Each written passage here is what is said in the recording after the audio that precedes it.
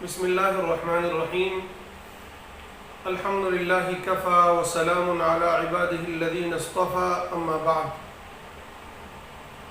قال اللہ تبارک وتعالی اعوذ باللہ من الشیطان الرجیم بسم اللہ الرحمن الرحیم امن خلق السماوات والارض وانزل لكم من السماء ماء فانبتنا به حدائق ذات بهجة ما كان لكم أن تنبتوا شجرها أإله مع الله بل هم قوم يعدلون صدق اللہ العظیم۔ محترم ناظرین، آج آپ کی خدمت میں ہم قرآن مجید کا 20واں پارہ لے کر حاضر ہوئے ہیں۔ انشاءاللہ مختصر طور پر ہم پورے پارے کے مضامین کا جائزہ لیں گے اور کچھ منتخب آیات کا بالتفصیل مطالعہ کریں گے۔ یہ پارہ سورۃ النمل سے شروع ہے۔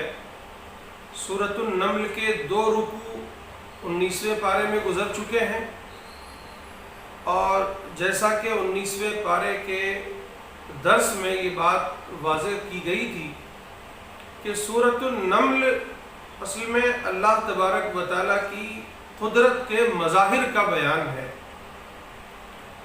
20واں پارہ شروع ہی اس سوال کے ساتھ ہوتا ہے کہ اے لوگو ذرا غور کرو، امن خلق السماوات والارض، آخر کون ہے جس نے آسمان و زمین کو بنایا ہے؟ کون ہے جس نے تمہارے لیے آسمان سے پانی اتارا ہے؟ فَأَنبَتْنَا بِهِ حَدَائِقَ ذَاتَ بَهْجَةٍ، پھر اس نے اس پانی کے ذریعے سے تمہارے لیے بڑے رونق والے پر رونق اور خوبصورت باغات بنائے ہیں۔ مَا كَانَ لَكُمْ أَن تُنبِتُوا شَجَرَهَا، تمہارے اندر یہ طاقت نہیں تھی کہ تم ان درختوں کو اگا سکتے۔ أَإِلَٰهٌ مَّعَ اللَّهِ، کیا اللہ کے ساتھ کوئی اور معبود ہے؟ بل ہم قوم یعدلون، بلکہ یہ لوگ ایسے ہیں جو راہ راست سے بھٹک گئے ہیں، راہ راست سے ہٹے ہوئے ہیں۔ یعنی خاص طور سے کفار مکہ، مشرکین مکہ، جو اللہ کو ماننے کے ساتھ ساتھ، اللہ کا نام لینے کے ساتھ ساتھ اپنے معبودان باطلہ کو اللہ کے ساتھ شریک ٹھہراتے تھے، انہیں اللہ کے ساتھ کارساز سمجھتے تھے، اپنی دعاؤں کا سننے والا سمجھتے تھے، ان کی عبادت اور پرستش کرتے تھے۔ انہی سے یہ سوال ہے، اور پھر ان کے بعد رہتی دنیا تک کے تمام انسانوں سے یہ سوال ہے۔ آج کے بت پرستوں سے بھی یہ سوال ہے، آج کے کافروں سے بھی یہ سوال ہے، آج کے مشرکوں سے بھی سوال ہے، ہم سے بھی سوال ہے، آپ سے بھی سوال ہے کہ آخر کون ہے جس نے زمین و آسمان کو بنایا؟ کون ہے جو آسمان سے پانی نازل کرتا ہے؟ کون ہے جو ان درختوں کو اگاتا ہے، تمہارے لیے شاندار باغات بناتا ہے؟ کیا ہے اللہ کے علاوہ کوئی اور، یا اللہ کے ساتھ کوئی اور ہے جو اس کا ساجی، اس کا شریک ہے؟ ہرگز نہیں۔ پھر دوسرا سوال، امن جعل الارض قرارا وجعل خلالها انہارا وجعل لها رواسي وجعل بين البحرين حاجزا، آخر کون ہے؟ کیا کوئی ہے؟ کون ہے وہ؟ آخر کون ہے جس نے زمین کو ٹھہرنے کی جگہ بنا دیا ہے، قرار کا، سکون کی جگہ بنایا ہے؟ وجعل خلالها انہارا، اور اس کے درمیان سے نہریں جاری کر دی ہیں۔ اور کون ہے جس نے پہاڑوں کو جما دیا ہے تاکہ یہ زمین ٹس سے مس نہ ہو؟ کون ہے جس نے دو سمندروں کے درمیان ایک آڑ بنا دی ہے، ایک رکاوٹ ڈال دی ہے، ایک دیوار کھڑی کر دی ہے کہ نہ میٹھا کھارے سے ملتا ہے، نہ کھارا میٹھے سے ملتا ہے؟ الہ مع اللہ، کیا اللہ کے علاوہ کوئی اور ہے، یا اللہ کے ساتھ کوئی اور معبود ہے جس کی عبادت ہوگی، جس نے یہ سب کیا ہے؟ ہرگز نہیں۔ بل اکثرهم لا يعلمون، صحیح بات تو یہ ہے کہ ان میں سے اکثر وہ ہیں جو جانتے نہیں ہیں، انہیں علم نہیں ہے کچھ بھی۔ امن یجیب المضطر اذا دعاہ ویکشف السوء، آخر کون ہے جو مستر کی، بےکس کی دعاؤں کو، اس کی پکار کو سنتا ہے؟ کون ہے جو مصیبتیں پریشانیاں دور کرتا ہے؟ کون ہے جو تمہیں زمین میں بساتا ہے، ایک کے بعد دوسرے کو بساتا ہے؟ الہ مع اللہ، کیا اللہ کے علاوہ یا اللہ کے ساتھ کوئی دوسرا معبود ہے؟ ہرگز نہیں۔ قلیلا ما تذکرون، بہت تھوڑے لوگ ہیں تم میں سے جو نصیحت حاصل کرتے ہیں۔ امن یہدیکم فی ظلمات البر والبحر، آخر کون ہے جو تمہیں خشکی اور سمندر کے تاریک راستوں میں راستہ دکھاتا ہے؟ کون ہے جو تمہیں چلاتا ہے وہاں؟ وَمَن يُرْسِلُ الرِّيَاحَ بُشْرًا بَيْنَ يَدَيْ رَحْمَتِهِ، کون ہے جو باران رحمت سے پہلے بشارت دینے کے لیے ہواؤں کو بھیجتا ہے؟ الہ مع اللہ، کہ اللہ کے علاوہ یا اللہ کے ساتھ کوئی دوسرا ہے؟ ہرگز نہیں۔ تعالی اللہ عما یشرکون، یہ لوگ جن کو بھی اللہ کا شریک بناتے ہیں یا جن چیزوں کے ساتھ بھی اللہ کو شریک ٹھہراتے ہیں، اللہ ان سے بہت بلند ہے، بہت برتر ہے، بہت بالا ہے۔ امن یبدأ الخلق، آخر کون ہے جس نے پہلی مرتبہ پیدا کیا ہے؟ خلق کی ابتدا کس نے کی ہے؟ یہ وجود کس نے بخشا ہے؟ ثم یعیدہ، کون ہے پھر دوبارہ اٹھائے گا، دوبارہ پیدا کرے گا؟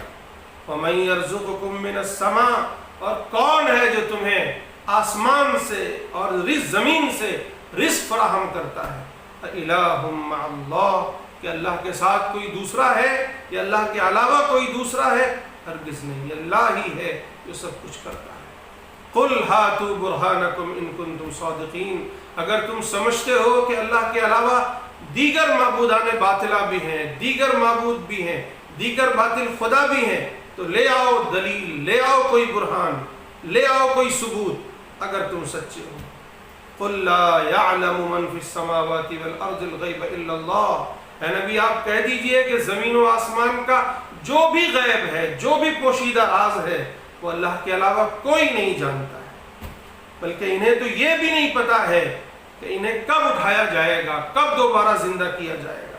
بل ادارک علمہم فی الآخرہ، صحیح بات تو یہ ہے کہ ان کا علم آخرت کے بارے میں بالکل گم ہو چکا ہے، بالکل کورے ہے آخرت سے متعلق، یعنی نہ انہیں آخرت سے متعلق کچھ معلوم ہے، نہ یہ سمجھنے کی کوشش کرتے ہیں، اور نہ ہی ان کا علم اس کے بارے میں کچھ چلتا ہے۔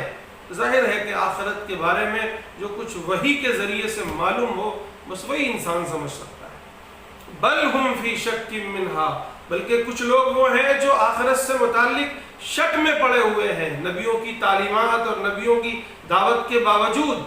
بل ہم منہا عمون، بعض لوگ وہ ہیں جو اندھے بنے ہوئے ہیں، یعنی سب کچھ جان بوجھ کر اپنے گناہوں کو دیکھ کر یا یہ کہ اپنی روش کو دیکھ کر وہ ایسے اندھے بنے ہوئے ہیں جیسے کچھ سوچتا ہی نہیں، کچھ سمجھتا ہی نہیں۔ گویا یہاں تین قسم کے آخرت کے بارے میں تین قسم کے انسانوں کا ذکر ہے۔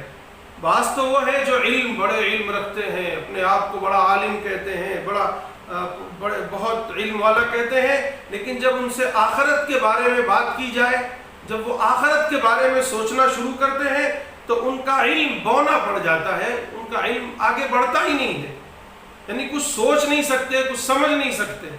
بعض لوگ وہ ہیں جن کو کوئی بتاتا ہے یا کچھ بات سمجھ میں آتی ہے لیکن آگے نہیں بڑھتے، شک میں رہتے ہیں کہ آخر ایسا ہوگا یا نہیں ہوگا۔ اور بعض لوگ وہ ہیں جو جان بوجھ کر آنکھیں موند لیتے ہیں۔ یہ پہلا رکوع تھا جو بہت شاندار تھا، گویا اللہ تبارک و تعالیٰ کی عظمت اور اس کی نشانیوں کا ذکر تھا، اس کے قدرت کے مظاہر کا ذکر تھا، اور یہ بتانا مقصود تھا انسانوں کو کہ انسانوں اس کائنات میں غور کرو، آخر یہ زمین، آسمان، چاند، سورج، ستارے، یہ پانی کا نازل ہونا، یہ پانیوں سے پھر سبزے کا اگنا، باغات کا اگنا، پیڑوں کا اگنا، اور پھر یہ دن و رات کا آنا جانا، تمہیں رزق فراہم ہونا، آخر یہ سب کیا ہے؟ کون ہے ان تمام چیزوں کا کرنے والا؟ وہ ایک ہی ذات ہے اللہ کی، جو واحد ہے، اکیلا ہے، تنہا ہے، وہی کرنے والی ذات ہے، اسی کی بندگی کرو، اس کے علاوہ کسی اور کی بندگی نہ کرو۔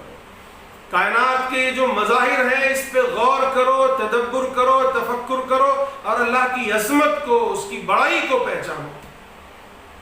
یہ گویا دعوت ہے تمام انسانوں کو اس کائنات میں غور و فکر کا۔ یہ گویا اپنی عقل کو استعمال کرو تو تمہیں نظر آئے گا کہ تمہارے خدا کی قدرت، تمہارے خدا کی عظمت، اس کی بڑائی ہر قدم پر تمہارے سامنے ہے، اور پھر یہاں سے اپنے خدا کو پہچان کر اس کے سامنے جھک جاؤ، اسے تسلیم کر دو۔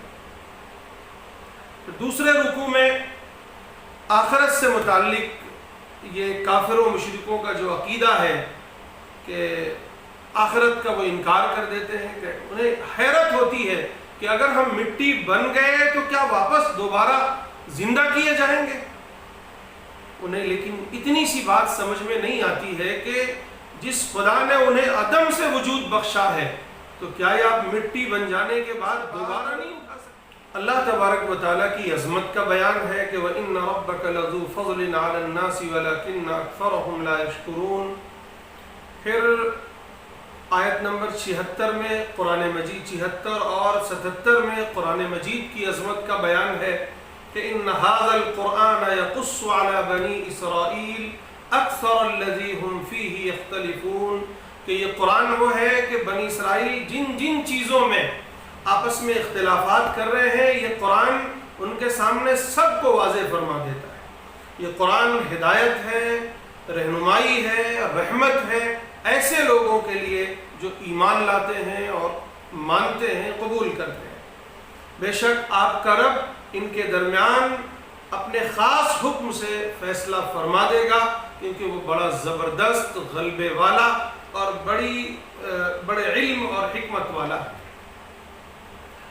پھر اس کے بعد اللہ کے نبی صلی اللہ علیہ وسلم کی دلجوئی کا ذکر ہے کہ اے اللہ کے نبی، آپ اگر انہیں دعوت دے رہے ہیں، یہ نہیں سن رہے ہیں، یہ قبول نہیں کر رہے ہیں، تو آپ دل برداشتہ نہ ہو۔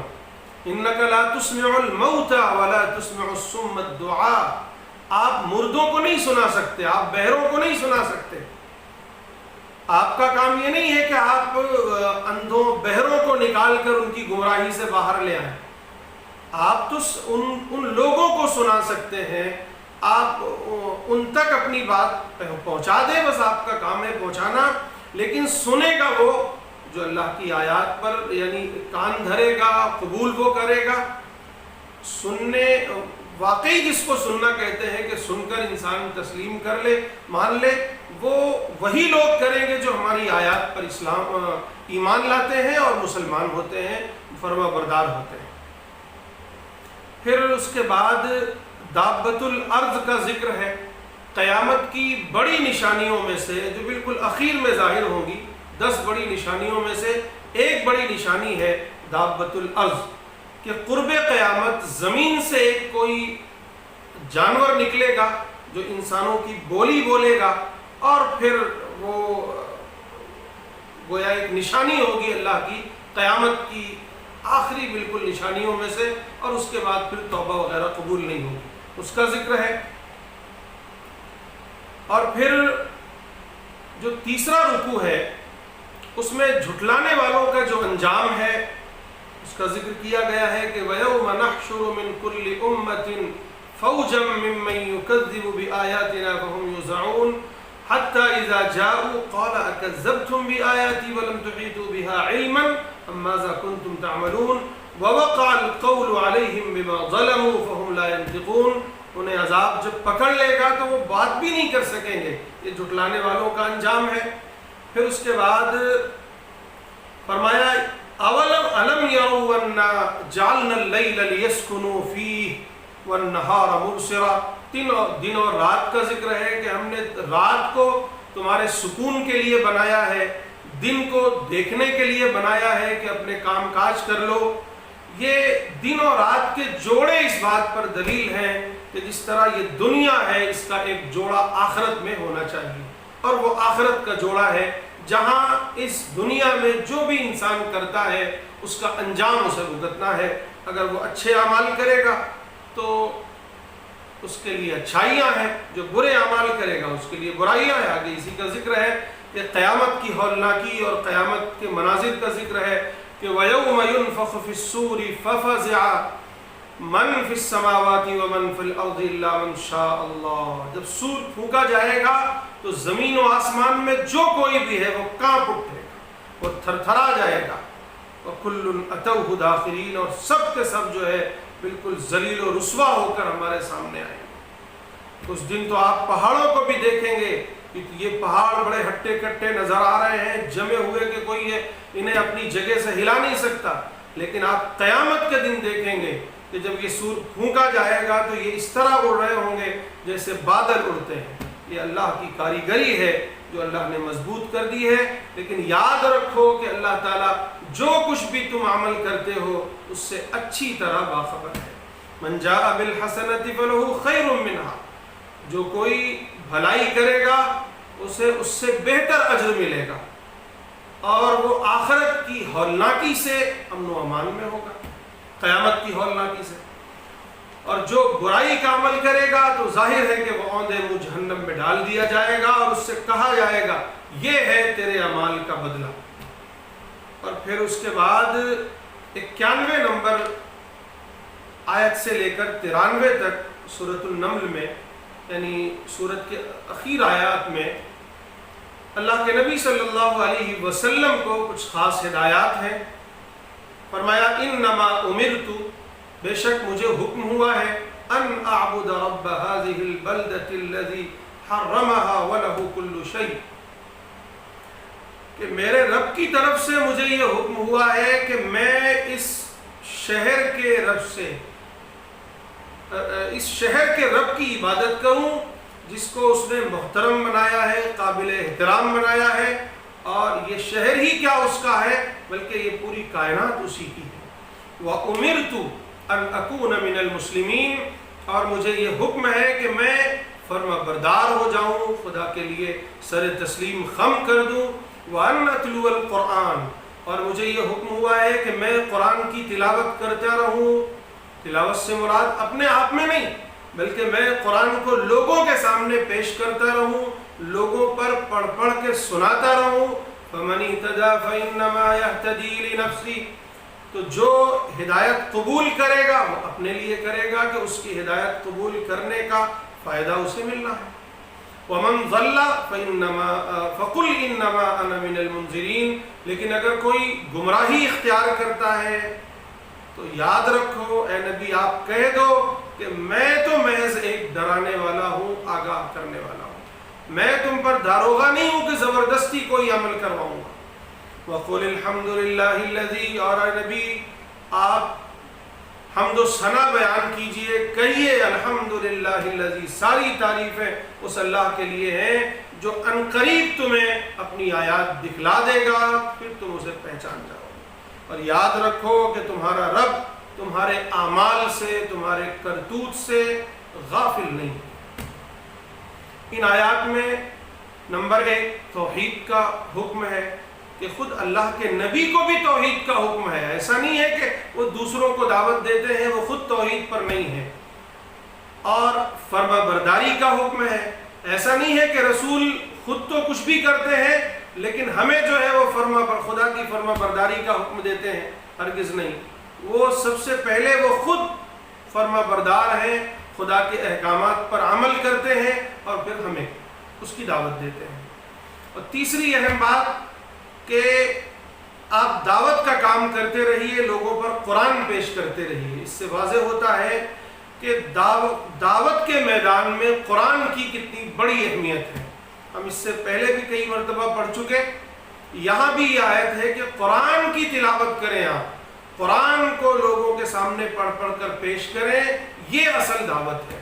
آج دائیوں کو چاہیے کہ وہ قرآن، چاہے وہ قرآن پیش کر کے، چاہے قرآنی آیات پڑھ کے، قرآنی صورتوں کو پڑھ کے، یا اس کے لیے کوئی پمفلیٹ یا کتابیں تیار کر کے لوگوں کے سامنے پیش کریں، لیکن اپنی دعوت کی بنیاد قرآن کو بنائیں، یہی قرآن پیش کریں اور اسی کے ذریعے سے دعوت دیں۔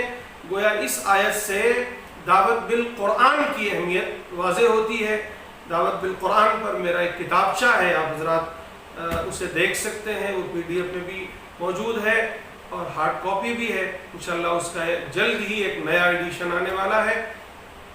اس میں دعوت بالقرآن کیا ہے، اس کی اہمیت کیا ہے، اس کی ضرورت کیا ہے اور اس کے فوائد کیا ہیں اور اس کا صحیح طریقہ کار کیا ہے، اس کو واضح کیا گیا ہے۔ اب اس کے بعد ہم سورۃ القصص پڑھیں گے انشاءاللہ۔ القصص یہ سورت بھی مکی سورت ہے۔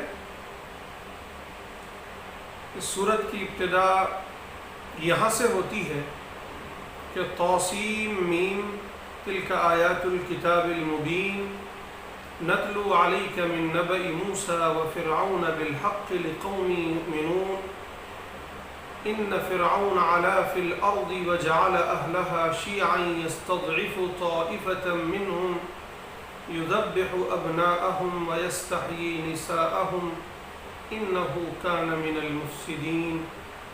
صدق اللہ العظیم۔ اس صورت میں خاص طور سے حضرت موسیٰ علیہ السلام کی بڑی شاندار حکایت یا داستان بیان ہوئی ہے۔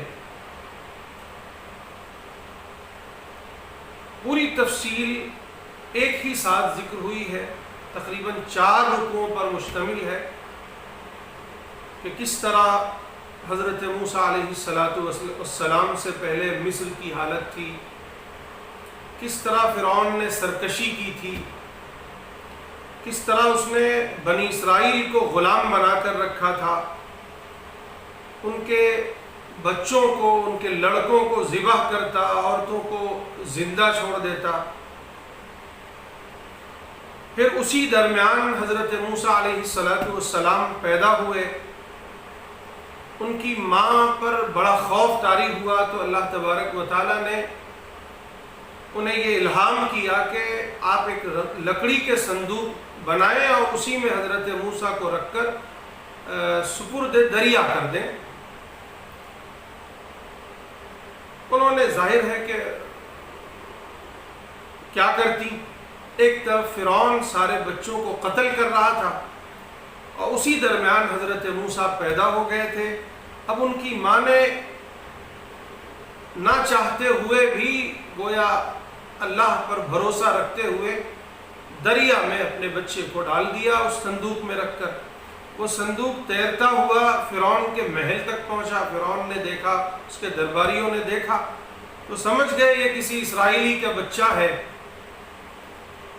قتل کرنے ہی والے تھے کہ فرعون کی بیوی جو بڑی نیک تھی، حضرت عائشہ، حضرت آسیہ، انہوں نے کہا کہ اسے پال لیتے ہیں، اس کی پرورش کرتے ہیں، ہو سکتا ہے یہ ہمارا بیٹا بن جائے، یہ ہمارے کام آئے۔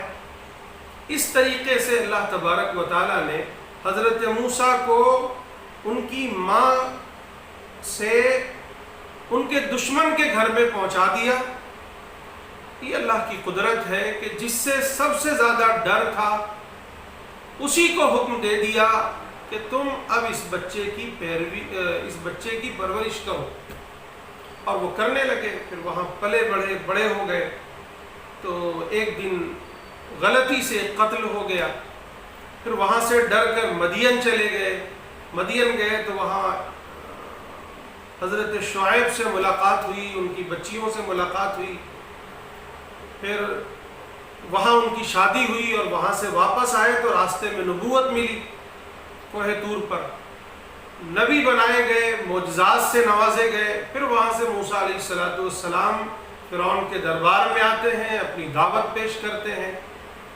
فرعون سرکشی کرتا ہے، ہٹ دھرمی کرتا ہے، نتیجہ یہ ہوتا ہے کہ فرعون ہلاک ہوتا ہے اور حضرت موسیٰ علیہ السلام کو فرعون سے نجات ملتی ہے۔ اسی طرح بنی اسرائیل کو بھی فرعون اور اس کے ظلم سے نجات ملتی ہے۔ یہ پوری تفصیل تقریباً 4 رکوعوں پر مشتمل ہے،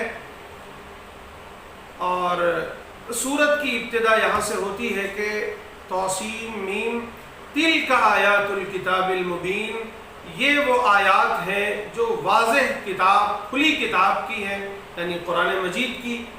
نتلو علیک من نبأ موسیٰ و فرعون، ہم آپ پر فرعون اور موسیٰ علیہ السلام کے واقعات بیان کریں گے، ان کی خبریں بیان کریں گے، بالحق، درست صحیح طور پر، لقوم یؤمنون، ایسے لوگوں کے لیے، ایسی قوم کے لیے جو مانتے ہیں یا ایمان لے آتے ہیں۔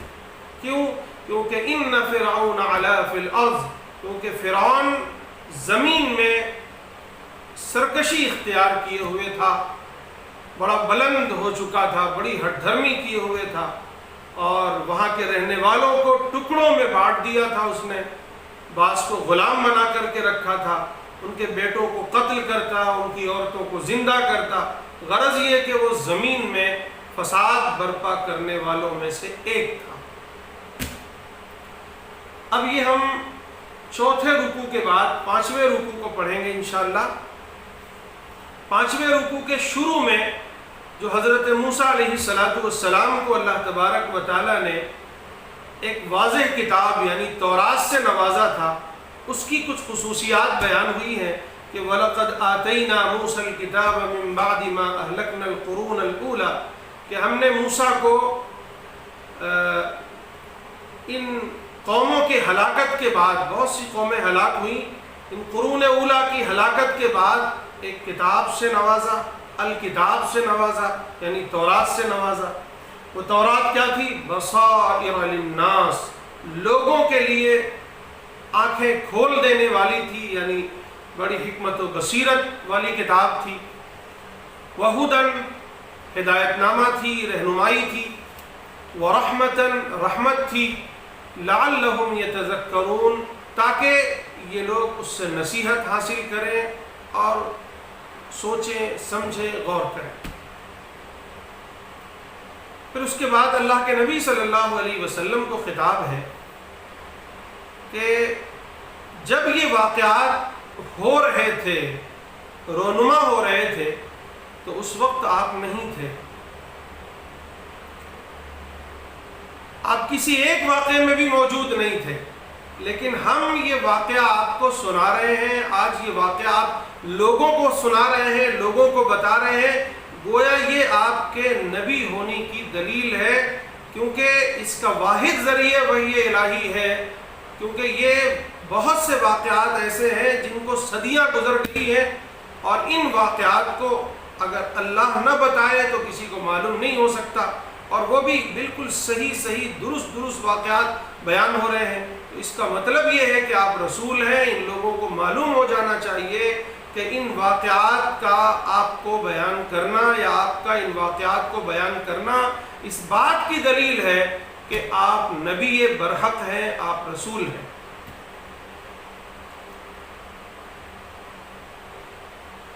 پھر اس کے بعد آیت نمبر 47 سے لے کر آگے تک مشرکین مکہ کے کچھ آزار، کچھ خوشنما کہیے یا یہ کہیے کہ بے بنیاد عذر پیش کیے گئے ہیں کہ وہ شرک کرتے ہیں، کفر کرتے ہیں، اور پھر اس پر اپنے عذر بھی پیش کرتے ہیں۔ پہلا عذر یہ پیش کیا جا رہا ہے اللہ تعالیٰ کی طرف سے، گویا انہیں پھٹکار یہ ہے کہ اگر ہم رسول بھیجنے سے پہلے، کتاب نازل کرنے سے پہلے ہم انہیں کوئی مصیبت دے دیتے، کوئی عذاب دے دیتے، تو ان کا یہی کہنا ہوتا ربنا لولا ارسلت الینا رسولا، کہ اے ہمارے پروردگار آپ نے ہمارے پاس کوئی رسول کیوں نہ بھیجا، فنتبع آیاتک، پھر ہم آپ کے احکامات کی پیروی کرتے، ونکون من المؤمنین، اور ہم ایمان لے آتے۔ فلما جاءهم الحق من عندنا، لیکن جب آج ہماری طرف سے یہ حق آ چکا ہے، یہ ہدایت آ چکی ہے، تو یہ مطالبہ کرتے ہیں کہ آخر موسیٰ علیہ السلام کی طرح اور بہت سارے معجزات آپ کے ساتھ کیوں نہیں آئے۔ اور اگر یہ غور کرے تو معلوم یہ ہوگا کہ حضرت موسیٰ کو جو معجزات دیے گئے وہ بھی کوئی مفید ثابت نہیں ہوئے، کیونکہ جب معجزات دکھائے جاتے ہیں تو جن کو ایمان لانا ہے وہ ایسے ہی ایمان لے آئیں گے، لیکن جن کو ایمان نہیں لانا ہے وہ لاکھ معجزے دیکھ لیں، وہ ایمان نہیں لائیں گے، تو ایمان نہیں لاتے ہیں، جیسا کہ موسیٰ علیہ السلام کے دور میں فرعون اور اس کی قوم ایمان نہیں لائی، تو سب کے سب کافر رہے۔ پھر اللہ کے نبی کو یہ خطاب ہے کہ آپ ان کافروں مشرکوں سے کہیے، اگر انہیں یہ لگتا ہے کہ نہ یہ تورات سچی ہے، نہ یہ قرآن سچا ہے، نہ تورات میں ہدایت ہے، نہ قرآن میں ہدایت ہے، تو ان سے کہہ دے قُلْ فَأْتُوا بِكِتَابٍ مِّنْ عِندِ اللَّهِ، تم اللہ کی طرف سے کوئی کتاب لے آؤ۔ چلو اگر ہماری کتاب صحیح نہیں ہے، درست نہیں ہے، تو تم کوئی کتاب لے آؤ جو زیادہ ہدایت والی ہو، ہم اس کی اتباع کریں گے اگر تم سچے ہو۔ پھر اللہ تبارک و تعالیٰ نے یہ تبصرہ کیا ہے کہ اگر یہ آپ کے سوال کا جواب نہ دیں اور یقیناً نہیں دے سکتے، یعنی آپ کا یہ مطالبہ پورا نہ کریں، تو جان لیجئے کہ یہ لوگ صرف اپنی خواہشات کی پیروی کرتے ہیں، بلکہ صرف اپنی خواہشات ہی میں مگن رہتے ہیں، اسی سے زیادہ گمراہ ہوئے ہیں۔ اللہ کی طرف سے جو ہدایت آئی ہوئی ہے اس کی نہ پرواہ کرتے ہیں، نہ اس کو قبول کرتے ہیں، نہ اس کی پیروی کرتے ہیں، اور پھر اللہ تعالیٰ ایسے ظالم قوموں کو، ایسے ظالم لوگوں کو ہدایت نہیں دیا کرتا ہے۔ رکوع نمبر 6 میں اہل کتاب کے لیے بشارت بھی ہے اور ان کی تعریف بھی کی گئی ہے کہ الذین آتیناہم الکتاب من قبلہ ہم بہ یؤمنون، بلکہ یہاں سے رکوع شروع ہے کہ وَلَقَدْ وَصَّلْنَا لَهُمُ الْقَوْلَ لَعَلَّهُمْ يَتَذَكَّرُونَ، کہ ہم ان کے لیے مسلسل اپنی نصیحتیں، اپنے احکامات نازل کرتے رہے تاکہ یہ لوگ نصیحت حاصل کریں۔ پھر الذین آتیناہم الکتاب من قبلہ ہم بہ یؤمنون، کہ جنہیں ہم نے کتاب دی وہ اس سے پہلے بھی ایمان لاتے تھے۔ وَإِذَا يُتْلَى عَلَيْهِمْ قَالُوا آمَنَّا بِهِ، اور جب یہ قرآن کی آیتیں ان پر تلاوت کی جاتی ہیں تو یہ کہتے ہیں کہ آمنا بھی، کہ ہم ایمان لے آئے، انہ الحق من ربنا، کہ یہ ہمارے رب کی طرف سے ہے، حق ہے، انا کنا من قبلہ مسلمین، ہم اس سے پہلے بھی اس کے فرما بردار یعنی مسلمان تھے، یعنی خدا کے فرما بردار تھے۔ اولئک یؤتون اجرہم مرتین، یہ وہ لوگ ہیں جن کو دوہرا اجر ملے گا، کیونکہ بما صبروا، انہوں نے صبر کیا ہے۔ ایک صفت بیان ہوئی، دوسری صفت یہ بیان ہوئی کہ وَيَدْرَؤُونَ بِالْحَسَنَةِ السَّيِّئَةَ، کہ یہ برائی کا بدلہ بھلائی سے دیا کرتے ہیں۔ وَمِمَّا رَزَقْنَاهُمْ يُنْفِقُونَ، اور جو کچھ بھی ہم نے انہیں رزق عطا فرمایا ہے اس سے وہ خرچ کرتے ہیں۔ وَإِذَا سَمِعُوا اللَّغْوَ أَعْرَضُوا عَنْهُ وَقَالُوا لَنَا أَعْمَالُنَا وَلَكُمْ أَعْمَالُكُمْ سَلَامٌ عَلَيْكُمْ لَا نَبْتَغِي الْجَاهِلِينَ، لیکن ساتھ ہی ساتھ جب یہ دوسروں کو دعوت دیتے ہیں یا دوسروں سے ملاقات ہوتی ہے، کوئی لغو بات دیکھتے ہیں تو اس سے اعراض کرتے ہیں، اور کسی سے الجھتے نہیں ہیں، بلکہ کہہ دیتے ہیں بھائی تمہارے اعمال تمہارے ساتھ، ہمارے اعمال ہمارے ساتھ، تم پر سلامتی ہو۔ ہم کسی جاہل سے الجھتے نہیں ہیں، کسی جاہل سے ہم کسی طرح کی کوئی چیز چاہتے نہیں ہیں۔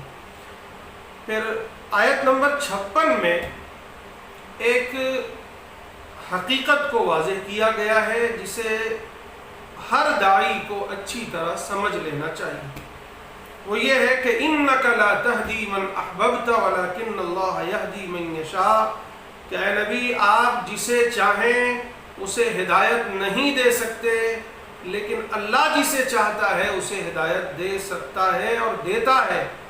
وَهُوَ أَعْلَمُ بِالْمُهْتَدِينَ، اور وہ اچھی طرح یہ بھی جانتا ہے کہ کون ہے جو ہدایت کو قبول کرے گا، کون ہے جو ہدایت کے راستے پر چلے گا۔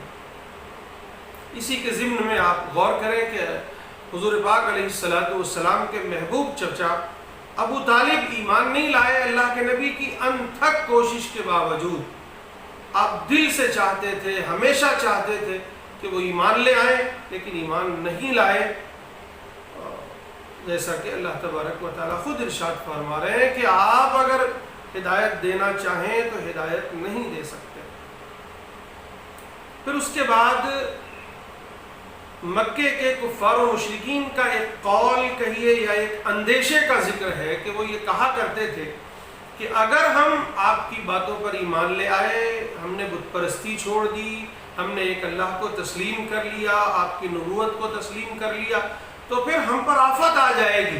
جو دیگر قبائل ہیں، عرب کے دیگر لوگ ہیں، وہ ہم پر ٹوٹ پڑیں گے۔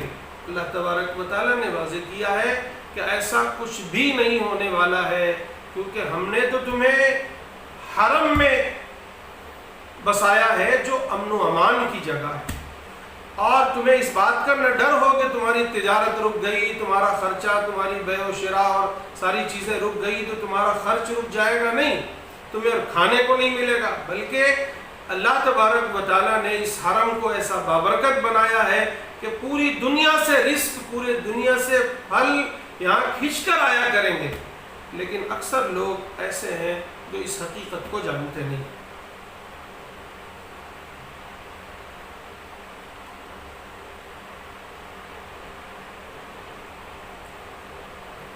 پھر رکوع نمبر 7 میں روز قیامت جو مشرکین کی بے بسی ہوگی، مشرکین کی حالت زار ہوگی، اس کو بہت اچھی طرح واضح کیا گیا ہے کہ أَفَمَنْ وَعَدْنَاهُ وَعْدًا حَسَنًا فَهُوَ لَاقِيهِ كَمَنْ مَتَّعْنَاهُ مَتَاعَ الْحَيَاةِ الدُّنْيَا ثُمَّ هُوَ يَوْمَ الْقِيَامَةِ مِنَ الْمُحْضَرِينَ وَيَوْمَ يُنَادِيهِمْ فَيَقُولُ أَيْنَ شُرَكَائِيَ الَّذِينَ كُنْتُمْ تَزْعُمُونَ۔ اللہ تعالیٰ خود آواز دیں گے کہ اے لوگوں بتاؤ میرے وہ شرکا کہاں ہیں جنہیں تم میرے خلاف اپنا خدا بنا کر کے دعویٰ کر رکھا تھا تم نے۔ قال الذين حق عليهم القول ربنا هؤلاء الذين اغوينا، پھر جن پر اللہ کا فیصلہ ہو چکا ہوگا وہ کہیں گے ہاں یہ وہ لوگ ہیں جن کو ہم نے گمراہ کیا تھا، ہم نے انہیں بھی گمراہ کیا، ہم بھی گمراہ ہیں، لیکن آج ہم ان سے برات کا اظہار کرتے ہیں۔ وَقِيلَ ادْعُوا شُرَكَاءَكُمْ، پھر ان سے کہا جائے گا کہ اپنے شرکا کو بلاؤ، وہ بلائیں گے لیکن وہ جواب نہیں دیں گے۔ پھر اس دن اللہ تبارک و تعالیٰ انہیں آواز دے کر ان سے سوال کریں گے کہ بھئی تم نے ہمارے رسولوں کو کیا جواب دیا؟ تو یعنی وہ قیامت کے دن جو کافر و مشرکوں کے ساتھ جو کچھ ہونا ہے اس کو واضح کیا۔ پھر آخر میں یہ بتا دیا گیا کہ ان کفار و مشرکین کے لیے بھی آخری موقع، آخری چانس یہ ہے کہ فَأَمَّا مَنْ تَابَ وَآمَنَ وَعَمِلَ صَالِحًا فَعَسَىٰ أَن يَكُونَ مِنَ الْمُفْلِحِينَ، کہ یہ اگر توبہ کر لیں، ایمان لے آئیں، عمل صالح کر لیں تو یہ کامیاب ہو سکتے ہیں۔ پھر اس کے بعد آیت نمبر 68 سے لے کر 70 تک اللہ کی عظمت اور اس کی قدرت کا بیان ہے۔ فرمایا وَرَبُّكَ يَخْلُقُ مَا يَشَاءُ وَيَخْتَارُ، اے نبی آپ کا رب جسے چاہتا ہے پیدا فرماتا ہے، جس کا چاہتا ہے انتخاب فرماتا ہے۔ مَا كَانَ لَهُمُ الْخِيَرَةُ، ان شرکا کے لیے یا یہ کہ مکے والوں کے لیے، ان کافر و مشرکوں کے لیے کوئی اختیار نہیں ہے، لیکن اللہ کو یہ اختیار حاصل ہے، جسے چاہے نبوت سے نوازے، جسے چاہے ہدایت سے نوازے، جسے چاہے اپنی نعمتوں سے نوازے اور جسے چاہے نہ نوازے۔ سبحان اللہ و تعالی عما یشرکون، اللہ کی ذات پاک ہے، بہت بلند و بالا ہے ان تمام چیزوں سے، ان تمام شرکا کے سے جو جن کو یہ اللہ کے ساتھ شریک کرتے ہیں۔ وَرَبُّكَ يَعْلَمُ مَا تُكِنُّ صُدُورُهُمْ وَمَا يُعْلِنُونَ، آپ کے رب کی شان تو یہ ہے کہ جو کچھ یہ اپنے سینوں میں چھپاتے ہیں یا ظاہر کرتے ہیں ان تمام رازوں کو وہ جانتا ہے۔ وَهُوَ اللَّهُ لَا إِلَٰهَ إِلَّا هُوَ، وہی ہے اللہ جس کے علاوہ کوئی معبود نہیں ہے۔ لَهُ الْحَمْدُ فِي الْأُولَىٰ وَالْآخِرَةِ، اسی کے لیے ساری تعریفیں شروع میں بھی ہیں اور آخرت میں بھی ہیں، اس دنیا میں بھی ہے اور آخرت میں بھی ہے۔ وَلَهُ الْحُكْمُ وَإِلَيْهِ تُرْجَعُونَ، اسی کا سارا حکم ہے، اسی کی طرف تم سب کو لوٹ کر جانا ہے۔ قُلْ أَرَأَيْتُمْ إِنْ جَعَلَ اللَّهُ عَلَيْكُمُ اللَّيْلَ سَرْمَدًا، اے نبی آپ کہہ دیجئے کیا اے لوگو تم غور نہیں کرتے، دیکھتے نہیں کہ اگر اللہ تعالیٰ تمہارے لیے ہمیشہ رات ہی رات بنا دے، یعنی قیامت تک رات ہی رات ہو، دن کا وجود ہی نہ ہو، تو مَنْ إِلَٰهٌ غَيْرُ اللَّهِ يَأْتِيكُمْ بِضِيَاءٍ، تو کون ہے جو تمہارے لیے روشنی فراہم کرے، کون ہے جو تمہارے لیے دن کا اجالا لے آئے۔ افلا تسمعون، کیا تم سنتے نہیں ہو؟ قل ارأيتم ان جعل الله عليكم النهار سرمدا الى يوم القيامة من اله غير الله يأتيكم بليل تسكنون فيه افلا تبصرون۔ اے نبی آپ کہہ دیجئے اے لوگو کیا تم غور نہیں کرتے، تم دیکھتے نہیں کہ اگر اللہ تعالیٰ تمہارے لیے دن ہی دن بنا دے، یعنی قیامت تک دن ہی ہو، رات کا وجود نہ ہو، رات آئے ہی نہ، تو کیا کوئی ہے تمہارا معبود جو تمہارے لیے رات لے آئے جس میں تم سکون حاصل کرو؟ افلا تبصرون، کیا تم دیکھتے نہیں ہو؟ وَمِن رَحْمَتِهِ جَعَلَ لَكُمُ اللَّيْلَ وَالنَّهَارَ، اس نے خاص اپنی رحمت سے تمہارے لیے رات بھی بنایا، تمہارے لیے دن کو بھی بنایا تاکہ تم اس میں سکون حاصل کرو۔ وَلِتَبْتَغُوا مِن فَضْلِهِ، تاکہ تم اس میں اللہ کا فضل حاصل کرو اور تاکہ تم اللہ کا شکر ادا کرو۔ لیکن افسوس کہ آج اللہ کا شکر ادا نہیں کرتے۔ پھر قیامت کے دن اسی منظر کا یہاں بیان، وہی منظر بیان ہوا ہے کہ اللہ تعالیٰ پکاریں گے ان سے، جن لوگوں نے خدا کے علاوہ اپنے بہت سے شرکا یا خدا بنا لیے ہیں، اپنے جھوٹے معبود بنائے ہوئے ہیں، ان سے کہے گا اللہ تعالیٰ اَیْنَ شُرَکَائِیَ الَّذِینَ کُنتُمْ تَزْعُمُونَ، وہ میرے شرکا کہاں ہیں، میرے مد و مقابل جنہیں تم نے میرا شریک، میرا ساجی، میرا پارٹنر بنایا تھا، وہ آخر کہاں ہیں؟ وَنَزَعْنَا مِن كُلِّ أُمَّةٍ شَهِيدًا، اور ایک اور منظر کا یہاں نقشہ کھینچا گیا ہے کہ اللہ تعالیٰ ہر امت سے ایک شہید، ایک گواہ اٹھائیں گے، یعنی ہر نبی اٹھے گا اور اپنی قوم کے خلاف گواہی دے گا۔ فَقُلْنَا هَاتُوا بُرْهَانَكُمْ، پھر ہم اس دن کہیں گے لوگو لاؤ دلیل اگر تمہارے پاس ہے۔ فَعَلِمُوا، اس دن انہیں معلوم ہو جائے گا أَنَّ الْحَقَّ لِلَّهِ، کہ حق اللہ ہی کے لیے ہے، وَضَلَّ عَنْهُمْ مَا كَانُوا يَفْتَرُونَ۔ پھر اگلا جو رکوع ہے اس میں قارون کا بیان ہے۔ ان قارون کان من قوم موسیٰ فبغى علیہم وآتیناہ من الکنوز ما ان مفاتحہ لتنوء بالعصبة اولي القوة اذ قال له قومه لا تفرح ان اللہ لا يحب الفرحین۔ بے شک قارون حضرت موسیٰ کی قوم میں سے ہی تھا، لیکن اس کے باوجود اس نے ان پر ظلم کر رکھا تھا۔ ہم نے اسے بہت سے خزانے عطا فرمائے تھے جس کی چابیاں، صرف ان خزانوں کی صرف چابیاں یا کنجیاں ہی ایک بڑی طاقتور جماعت لے کر چلتی تھی، وہ بھی تھک جاتی تھی۔ اذ قال له قومه، جبکہ کچھ نیک لوگ، یعنی اللہ تبارک و تعالیٰ نے قارون کو بڑے مال و دولت سے نوازا تھا، خزانے تھے اس کے پاس، اتنے خزانے تھے کہ اس کی کنجیاں لوگ اٹھاتے ہوئے تھک جاتے تھے۔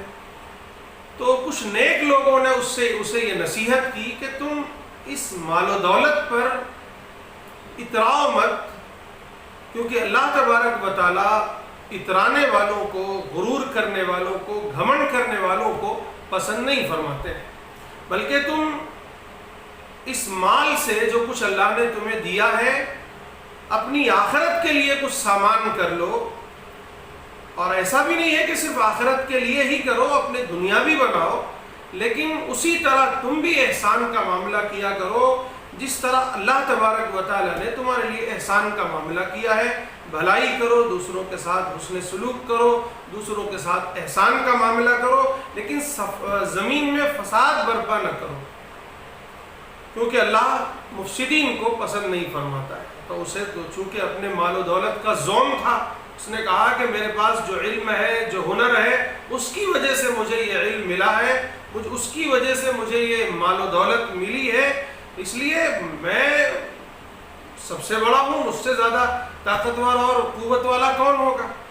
تو پھر اللہ تبارک و تعالیٰ نے واضح کیا کہ اس سے پہلے ہم نے کتنے ہلاک کر دیے، اس سے بہت زیادہ طاقتور، بہت زیادہ مال و دولت والوں کو ہم نے ہلاک کر دیا ہے۔ یعنی اسے ہوش کے ناخن لینا چاہیے کہ ہم اس کی اگر پکڑ کریں گے تو اس کا انجام بھی وہی ہونا ہے۔ پھر ایک دن کا واقعہ ہے کہ وہ بڑے ٹھاٹ باٹ کے ساتھ، بڑی زیب و زینت کے ساتھ لوگوں کے درمیان نکلا، تو ظاہر ہے کہ لوگوں کو رشک آیا اس پر، اور بعض لوگ کہنے لگے کاش کہ ہمیں بھی ایسے ہی ملتا۔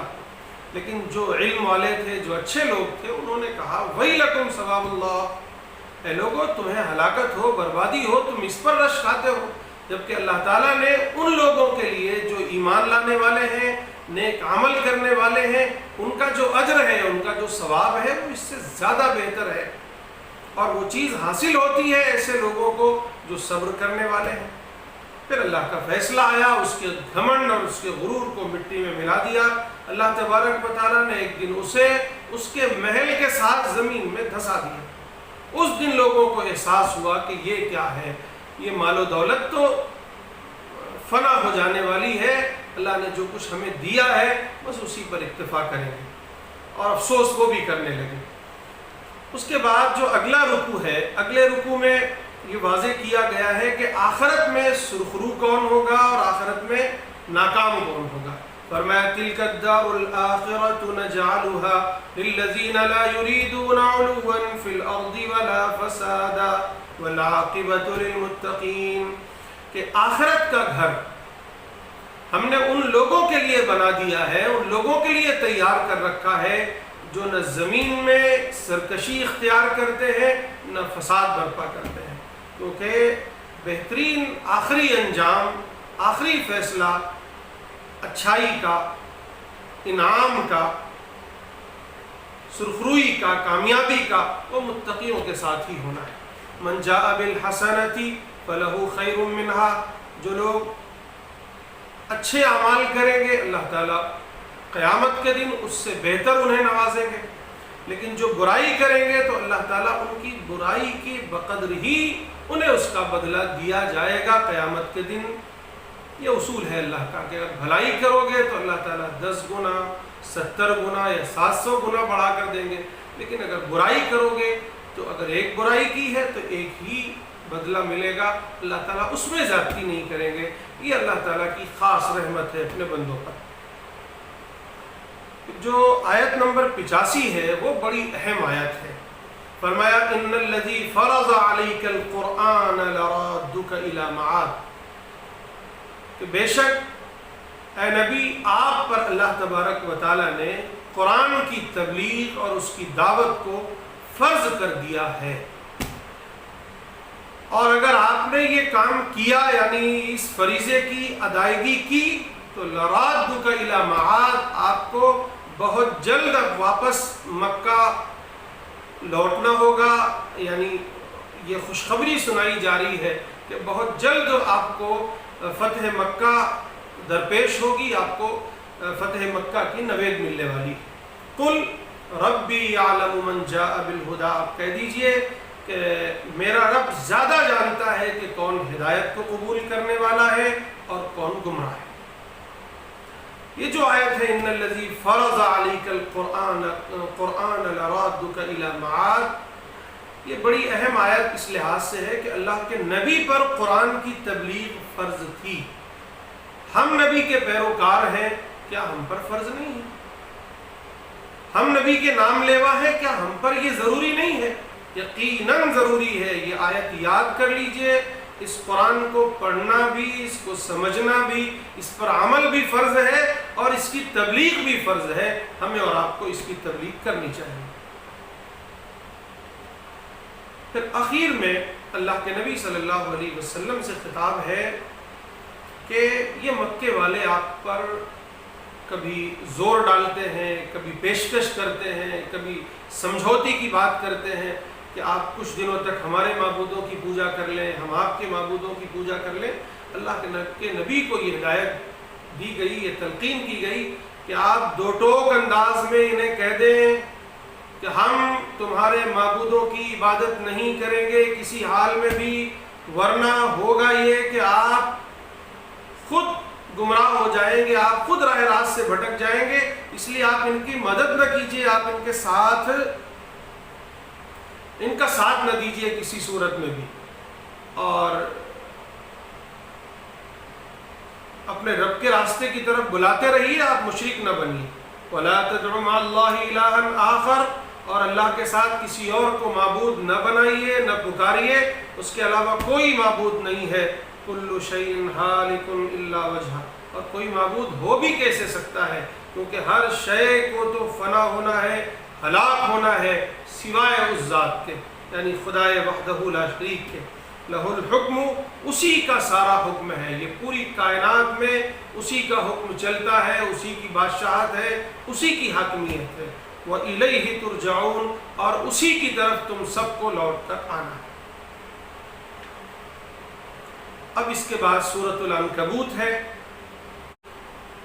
بسم اللہ الرحمن الرحیم۔ الف لام میم، احسب الناس ان يتركوا ان يقولوا آمنا وهم لا يفتنون ولقد فتنا الذين من قبلهم فليعلمن الله الذين صدقوا وليعلمن الكاذبين صدق الله العظیم۔ یہ سورۃ العنکبوت ہے، یہ بھی مکی سورت ہے۔ اس سورت میں خاص طور سے اہل ایمان کے لیے صبر و استقامت کی تلقین ہے، اور یہیں سے سورت کی ابتدا ہوتی ہے کہ احسب الناس ان يتركوا ان يقولوا آمنا وهم لا يفتنون، کیا لوگوں نے یہ گمان کر رکھا ہے، یہ سمجھ لیا ہے کہ وہ آمنا کہہ دیں گے اور انہیں چھوڑ دیا جائے گا، ان کی آزمائش نہیں ہوگی، انہیں تپایا نہیں جائے گا۔ وَلَقَدْ فَتَنَّا الَّذِينَ مِن قَبْلِهِمْ، ہم نے ان سے پہلے بھی بہت سے لوگوں کو آزمایا ہے، انہیں تپایا ہے، تاکہ اللہ تبارک و تعالی جان لے کہ کون لوگ سچے ہیں اور کون لوگ جھوٹے ہیں۔ ام حسب الذین یعملون السیئات، وہ لوگ جو برے اعمال کرتے ہیں، کیا انہوں نے یہ گمان کر لیا ہے کہ وہ ہم سے بچ جائیں گے؟ ساء ما یحکمون، بہت برا سوچا ہے انہوں نے، بہت برا فیصلہ کیا ہے۔ من کان یرجو لقاء اللہ، اور جو لوگ میری ملاقات کا یقین رکھتے ہو تو وہ یہ بات جان لیں کہ فإن اجر اللہ لآت، وہ وقت قریب آنے والا ہے، آنے ہی والا ہے۔ وہو السمیع العلیم، وہ بڑا سننے والا، بڑا جاننے والا ہے۔ آگے فرمایا وَمَنْ جَاهَدَ فَإِنَّمَا يُجَاهِدُ لِنَفْسِهِ، جو کوشش کرے اللہ کی راہ میں، محنت کرے، مجاہدہ کرے، جہاد کرے، تو وہ یاد رکھے کہ وہ اپنے لیے کرے گا، اپنے فائدے کے لیے کرے گا، اس سے اللہ کو کوئی فائدہ ہونے والا نہیں ہے۔ إِنَّ اللَّهَ لَغَنِيٌّ عَنِ الْعَالَمِينَ، بے شک اللہ تبارک و تعالیٰ سارے عالموں سے بے نیاز ہے، کسی کا محتاج نہیں ہے، اس کو کسی چیز کی یا کسی کی ضرورت نہیں ہے۔ لیکن آگے پھر اللہ تبارک و تعالیٰ نے ایسے ایمان والوں کے لیے جنہیں آزمایا جا رہا ہے، جو اللہ کی راہ میں محنت کر رہے ہیں، جہاد کر رہے ہیں، ان کے لیے خوشخبری سنائی کہ والذین آمنوا وعملوا الصالحات، جو لوگ ایمان لے آئیں، نیک عمل کر لیں، ہم ان کی سیئات کو مٹا دیں گے، دور کر دیں گے ان سے۔ وَلَنَجْزِيَنَّهُمْ أَحْسَنَ الَّذِي كَانُوا يَعْمَلُونَ، جو کچھ وہ عمل کرتے تھے اس سے بڑھ کر ہم انہیں بدلہ دیں گے۔ وَوَصَّيْنَا الْإِنسَانَ بِوَالِدَيْهِ، اور ہم نے انسان کو اس کے والدین کے ساتھ حسن سلوک کا حکم دیا ہے، لیکن ایک حد تک، اگر اس کے والدین اسے شرک پر آمادہ کرنا چاہیں تو پھر اسے حکم ہے کہ فلا تطعهما، کسی حال میں بھی اپنے والدین کی اطاعت، فرما برداری شرک کے معاملے میں نہ کرو، کیونکہ الیہ مرجعکم، تم سب کو ہمارے پاس لوٹ کر آنا ہے، پھر ہم بتا دیں گے جو کچھ بھی تم عمل کرتے تھے۔ والذین آمنوا وعملوا الصالحات، جو لوگ نیک عمل کرتے ہیں، ایمان لاتے ہیں، ہم انہیں نیک لوگوں میں داخل کر دیتے ہیں۔ پھر اس کے بعد اس بات کی وضاحت ہے کہ مومن کون لوگ ہیں، منافق کون لوگ ہیں۔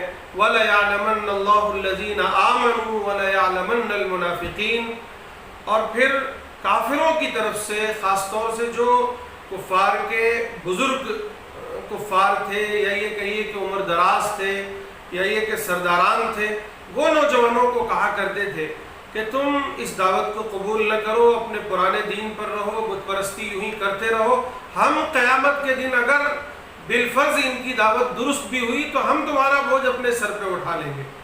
تو اللہ تعالیٰ کہہ رہے ہیں کہ یقیناً یہ اٹھائیں گے، لیکن ظاہر ہے کہ دوسروں کا بوجھ نہیں، یہ دوسروں کے گمراہ کرنے کا بوجھ تو یقیناً ان پہ ڈبل جائے گا، لیکن اس دن کوئی دوسرے کا بوجھ نہیں اٹھائے گا۔ اس دن ہر آدمی اپنا بوجھ خود اٹھائے گا، لیکن جو لوگ دوسروں کی گمراہی کا سبب بنے ہوئے ہیں، ظاہر ہے کہ ان کے سروں پر تو دوہرا گناہ ہوگا ہی۔ پھر اگلے رکوع میں انبیاء اکرام علیہ السلام کا ذکر ہے، جس میں حضرت نوح علیہ السلام کی 950 سالہ دعوت اور آپ کی ثابت قدمی کا بیان ہے۔ پھر طوفان آیا، اس طوفان سے اللہ تبارک و تعالیٰ نے پوری قوم کو ہلاک کیا، لیکن حضرت نوح کو بچایا۔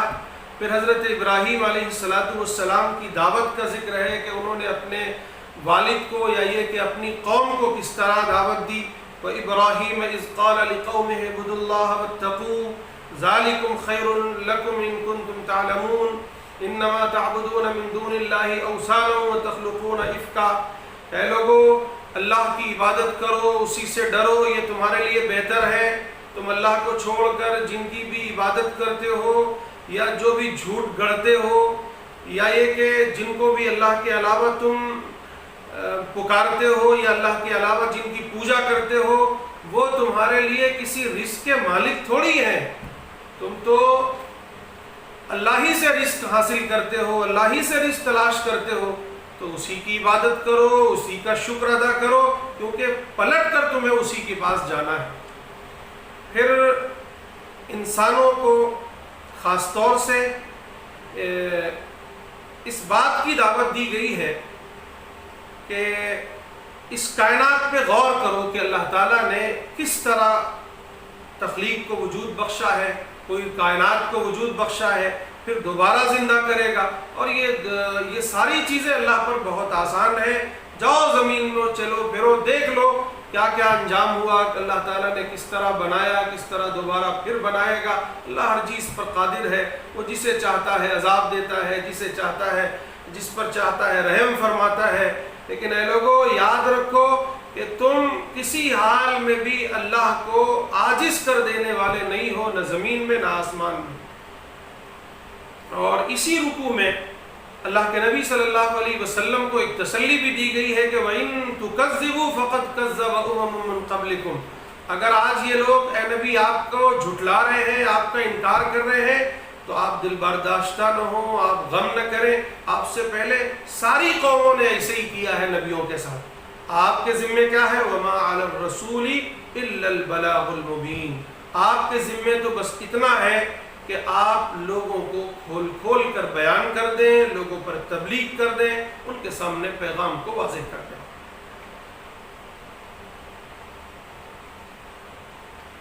پھر اس کے بعد حضرت ابراہیم علیہ السلام کی قوم نے کیا جواب دیا، اس کا ذکر ہے۔ انہوں نے کہا اقتلوہ او حرقوہ، حضرت ابراہیم کو یا تو قتل کر دو یا تو جلا دو۔ پھر اللہ نے انہیں ان سے حضرت ابراہیم کو نجات دی۔ پھر اس کے بعد حضرت لوط علیہ السلام کا ذکر ہے، ان کی قوم کا ذکر ہے۔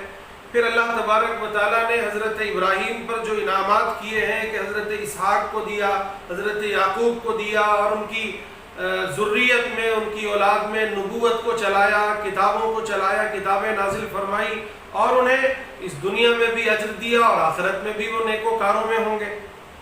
حضرت لوط علیہ السلام کی دعوت اور ان کی قوم کی جو فحاشی تھی، بے حیائی تھی، خباثت تھی، اس کا ذکر ہے۔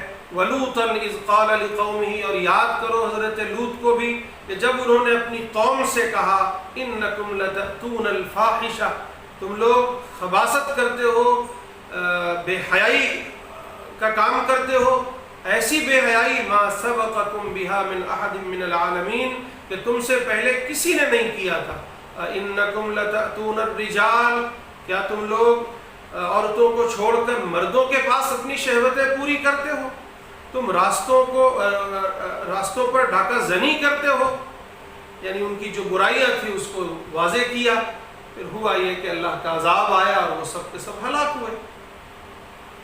وہ فرشتے آئے حضرت ابراہیم کے پاس، انہوں نے اس عذاب کی گویا وعید سنائی۔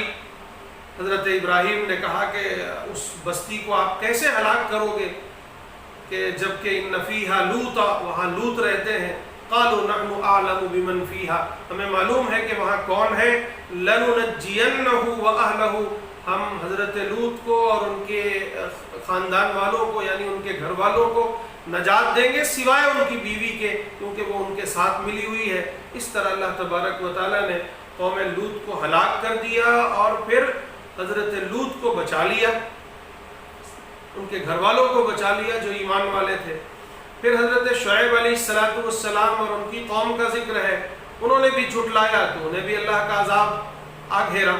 پھر قوم عاد کا ذکر ہے، قوم سمود کا ذکر ہے، پھر قارون کا، فرعون کا، حامان کا ذکر ہے، اور یہ بتایا گیا ہے کہ ان سب نے جو ہے ہماری نافرمانی کی، ہمارے خلاف بغاوت کی، سرکشی کی، تو پھر نتیجہ یہی ہوا کہ سب اللہ کے عذاب کے مستحق ہوئے۔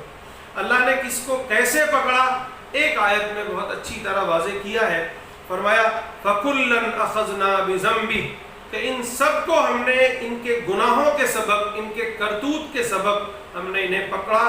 فَمِنْهُمْ مَنْ أَرْسَلْنَا عَلَيْهِ حَاصِبًا، تو ان میں سے بعض وہ ہیں جن پر ہم نے پتھروں کی بارش کی، جیسے قوم لوط کہ ان پر اللہ نے پتھروں کی بارش کر دی۔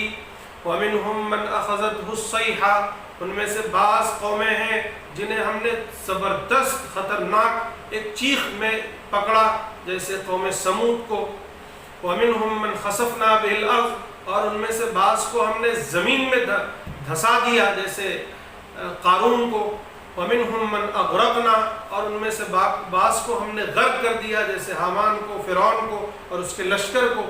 وَمَا كَانَ اللَّهُ لِيَظْلِمَهُمْ، لیکن یاد رہے کہ یہ جو کچھ بھی اللہ نے کیا ہے یہ کسی پر اللہ نے ظلم نہیں کیا ہے، بلکہ ان لوگوں نے خود اپنے آپ پر ظلم کیا تھا۔ اللہ کے نبی بار بار آتے رہے، انہیں آگاہ کرتے رہے، بتاتے رہے، انہیں دعوت دیتے رہے، لیکن یہ سرکشی کرتے رہے، اس کے نتیجے میں یہ عذاب آیا۔ گویا انہوں نے خود اپنے آپ پر ظلم کیا ہے، اللہ نے ان پر کوئی ظلم نہیں کیا۔ اب اس کے بعد 41 نمبر آیت میں شرک کی ایک تمثیل بیان کی گئی ہے، شرک کی ایک مثال بیان کی گئی ہے کہ جو لوگ شرک کرتے ہیں، یا شرک کی مثال مکڑی کے جالے کی سی ہے۔ جو لوگ شرک کرتے ہیں گویا وہ جس طرح مکڑیاں اپنا جالا بنتی ہیں، اپنا گھر بناتی ہیں، اسی طرح وہ اپنا گھر بناتے ہیں، یعنی اللہ کو چھوڑ کر بہت سے معبودان باطلہ کو اپنا سفارشی یا اپنا کارساز یا اپنی دعاؤں کا سننے والا یا اپنا دوست تسلیم کرتے ہیں۔ تو ان کا یہ سہارا اتنا کمزور ہے، اتنا کمزور ہے جیسا کہ مچھلی کا جالا یا مچھلی کا گھر، کیونکہ وَإِنَّ أَوْهَنَ الْبُيُوتِ لَبَيْتُ الْعَنْكَبُوتِ، کیونکہ تمام گھروں میں سب سے کمزور گھر مچھلی کا گھر، مکڑی کا گھر ہے، مکڑی کا جالا ہے۔ کاش کہ یہ لوگ جانتے، لَوْ كَانُوا يَعْلَمُونَ، کاش کہ یہ شرک کرنے والے اتنی بات سمجھ جاتے۔ آج یہ دعوت ہے ہمارے بھارت کے 110 کروڑ انسانی بھائیوں کے نام بھی کہ وہ آج شرک میں مبتلا ہے، اللہ کو چھوڑ کر، ایک ایشور کو چھوڑ کر، ایک خدا کو چھوڑ کر ہزاروں معبودان باطلہ کی پوجا کرتے ہیں۔ وہ یاد رکھیں کہ خدا کے مقابلے میں ان سب کی حیثیت کچھ بھی نہیں ہے۔ ایشور کے مقابلے میں یہ سارے سہارے ایسے ہیں جیسے مکڑی کا گھر یا مکڑی کا جالا، کہ یوں ایک ہوا چلی اور سب کے سب اکھڑ گئے۔ ان کی یہ کہیں نہ اس دنیا میں ساتھ دیں گے نہ آخرت میں۔ اس لیے میرے بھائیوں، میرے انسانی بھائیوں، تم ایک اللہ کو، ایک ایشور کو مان لو، اس کے سامنے سر تسلیم خم کر دو، ماتھا ٹیک دو اور اسی سے توبہ کرو، اور اس نے جو کچھ بھی احکامات دیے ہیں اس پر عمل کرو۔ کیوں؟ کیونکہ ان اللہ یعلم ما یدعون من دونہ من شیء، کہ بے شک اللہ تعالیٰ اچھی طرح جانتا ہے ان تمام چیزوں کو بھی، لوگوں کو بھی، جن کو تم اللہ کو چھوڑ کر اپنا کارساز یا اپنا ولی یا اپنا دوست بناتے ہو۔ وہ بڑا زبردست ہے، بڑی حکمت والا ہے۔ یہ مثالیں ہم اس لیے بیان کرتے ہیں تاکہ لوگ عقل استعمال کریں، اپنے علم کے ذریعے سے اپنی عقل کی روشنی میں ہدایت حاصل کریں اور راہ راست پر آ جائیں۔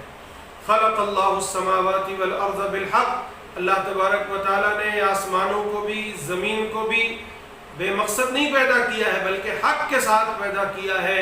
اس کا ایک مقصد ہے ان فی ذلک لآیۃ للمؤمنین، ان تمام چیزوں میں بڑی نشانی ہے ایسے لوگوں کے لیے جو مانتے ہیں، ایمان والے ہیں، یعنی ماننے والے ہیں۔ اللہ تعالیٰ مجھے بھی آپ سب کو بھی عمل کی توفیق نصیب فرمائے۔ وآخر دعوانا ان الحمد للہ رب العالمین۔ السلام علیکم ورحمۃ اللہ